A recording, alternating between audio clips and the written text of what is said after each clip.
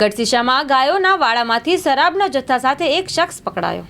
માંડવી તાલુકાના ગઢસીસા ગામના મફતનગર વિસ્તારમાં ગાયો બાંધવાના વાડામાંથી ઘાસની ગાંઠડી વચ્ચે સંતાડેલી ભારતીય બનાવટની અંગ્રેજી પ્રકારની શરાબની 95 બોટલ કિંમત ₹37,500 સાથે એક શખ્સને ગઢસીસા પોલીસે બાતમીના આધારે પકડી પાડ્યો હતો। ગઢસીસા પોલીસ મથકેથી પ્રાપ્ત વિગતો મુજબ આરોપી મનીષગર મંગલગર ગોસ્વામી પોતાના કબજાના વાડામાં અંગ્રેજી પ્રકારનો દારૂનો વેચાણ માટે લાવી ત્યાં સંતાડ્યો છે અને આ બાતમી ખરી હોવાનું પણ જાણવા મળ્યું હતું। પોલીસે તે જગ્યાએ દરોડો પાડતા દારૂ મળ્યો હતો। આ અંગે પકડાયેલ મનીષગરે આપેલી વિગત મુજબ આ માલ માંડવી તાલુકાના દુજાપરાના દિવ્યરાજસિંહ મહેન્દ્રસિંહ ગોહિલ પાસેથી વેચાણ અર્થે લાવ્યો હતો, જેની સામે પણ ગુનો નોંધ્યો હતો, જે હજુ પોલીસ પકડથી દૂર છે।